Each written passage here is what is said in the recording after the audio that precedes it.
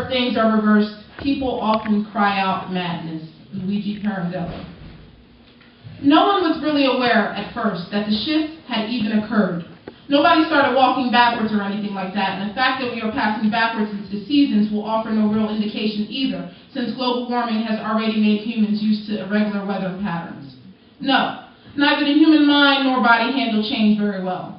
At first, the mind-body, fearing what is unfamiliar, creates whatever illusion is necessary to ensure its survival, holds on for dear life to save its own skin until its back is against the wall. But in subtle ways, over time, apparently, whether it's unwinding or rewinding, change begins to work its way on both the body and the mind, oozing and setting into the cracks of things until reality presents itself to you as a smooth hole one day. It is now November 7th, 2014, nearly 2 months into the shift, and people are forgetting what used to be the future. What used to be the past, our already lived experiences and memories grow hazier each day.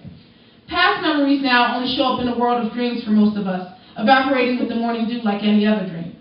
Eventually, it begins to sink in that the future and the recent present are behind us, and that we are now witnessing history become the yet to come. Diaries, journals, newspapers take on a very different meaning these days as ironic future relics. With our memories only reaching 2 months into the old future, and fewer memories of our old past/new future, we are stuck with surprisingly short records of experience. The past no longer really remembered. We began to repeat most of the things we did the day before.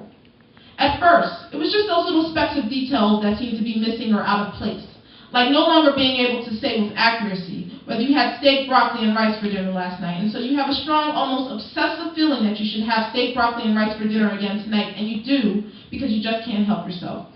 Or that thing you thought you asked your friend to do yesterday and they never did it, and you asked them again today, but it turns out you never really asked them according to them, and now you kind of can't remember ever having asked either.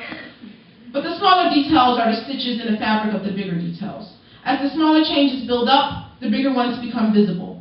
Increasingly, larger scale events are beginning to repeat themselves. And that's the thing. It's still too early to tell if you can meaningfully change something about the past/future and have a different future-past outcome, or if you're just stuck reliving it. Most people report feeling mechanically compelled to repeat their actions from the previous day, now tomorrow. Modern language, based on a unidirectional way of living and communicating in the world, will essentially need to be rewritten, now that tense is often fused. Though certain African, Native American, and Asian communities whose languages depend on a more cyclical notion of time, or whose notions of time incorporate agricultural, astronomical, genealogical, ecological, and economic cycles into expression, are said to be doing better with the shift than in the countries where Anglo-Saxon culture and linear modes of time dominate, such as here in the U.S. For us, said UN Kenyan Ambassador Mbasi at a televised conference, time is only meaningful at the point of the event. It does not become meaningful by the clock symbol time, some Western mathematical point. Children under the age of 5, who have different notions of memory to begin with, since they haven't yet been indoctrinated with routines, clocks, and schedules, also seem to be experiencing the shift noticeably different than the rest of us. It seems that our childhood amnesia, the inability to recall any episodic memories before the age of 3 or 4, may be some useful defense mechanism after all. Fortunately, most mechanical memory actions, such as driving and walking, seem to be embedded into our muscles and untouched by the flux in time. But as time continues its slow crawl backward, unraveling, even those motor memories may become unraveled with it. To the layperson, as explained by your local newscaster or celebrity talk show scientist, the arrow of time has reversed. We are now moving from chaos to order. The universe is shrinking. The earth is hurtling back into the shadow of an already traveled path, and you get news like this, you quickly start trying to figure out how many seconds you've lived and how many you should have left until, well, no one knows what just yet. No one knows what will happen when your own personal timeline clock reaches 0. There are a multitude of countdown timer apps to download for every kind of phone, but a few tweaks to your standard kitchen timer will do the trick too. The pundits gossip about how soon the world's governments will be forced to coordinate and make some official changes to time zones, clocks, calendars, and the like. Those who need to keep track of those things for business purposes have taken to using time 1 and time 2. Under time 1, the old time, today was November 7th, tomorrow was November 8th, and yesterday was November 6th. Under time 2, the new time, today is November 7th, yesterday was November 8th, and tomorrow will be November 6th, 2014. Again. Everyone has their speculations about what is causing the shift. Blogs the world over theorize on everything from military experiments gone awry to the true meaning of the Mayan calendar's end. Since the shift is estimated to have begun on or around January 1st, 2015, there are those who purport a connection to the new year, some sort of reset button had been triggered during the Y2K scare. One popular theory among the 20 to 25 crowd is that time has simply exploded.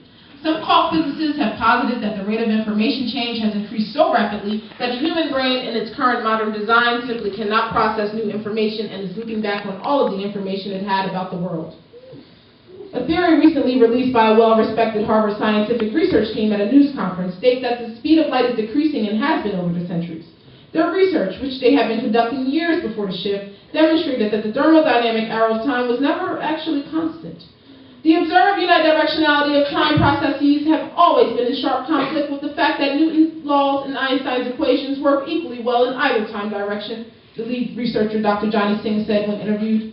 We think that with the speed of light slowing to a critical speed below its limiting speed, which is the limiting speed for all matter, it appears to have actually, halted, flipped, and reversed the structure of time as we know and experience it. We can only perceive the outside world with the assistance of light, which is why nothing can exceed the rate at which we perceive it. With the speed of light lowered, our perception of event order is adjusting with it. Reporters asking why the changes in cause and effect were so subtle, why the shift seemed only to be having a visible impact on adult human memory, why, for example, broken eggs were not forming themselves back into fully shelled eggs, or why water did not now run back into the tap. Dr. Singh simply shrugged and responded, "Now right backwards talking I am?" "What?" one reporter asked, high-pitched and sarcastic. Other reporters had looks on their face ranging from confusion to amusement. Dr. Singh nodded at their reactions, expecting them. "Reporters," I said, "am I talking backwards right now? You people need to get it out of your mind that cause and effect is some mechanical clockwork formulaic thing. An origin, cause, and a resulting effect could not be easily isolated or neatly isolated for any event, even before the shift happened. At the quantum scale, classical causality breaks down." The curious reporter's expression contorted. Unsure of what question to ask next, she only smiled. Dismissing her with a hand shooing, Dr. Singh took it upon himself to turn and speak directly into the camera. "Listen, people. Human perception, expectation, and experience are far more powerful and responsible for shaping the physical world than we give them credit for. I suspect that soon, once this thing settles in and the brain does its work to adapt, we will all start to experience the world even more strangely. All sorts of treatments and fixes for the new amnesia are being peddled. Memory bombs, re-memory creams, past pills, new meditation and prayer programs, prolonged hypnotic regression sessions are all selling at top dollar sister labs. If you were bothered by excessive camera phone usage and selfies before, you are increasingly finding it necessary to document more moments of your life in order to remember the new past. But even those moments begin to stack up and eventually become useless as we begin to lose hope that we will ever see what we knew as the future again. The dim hum of fear and anxiety that we carry grows louder with each backward day that passes, without a global cure or definitive cause of the shift. And there will be no finding of the shift's definitive cause yet. There may be no global cure.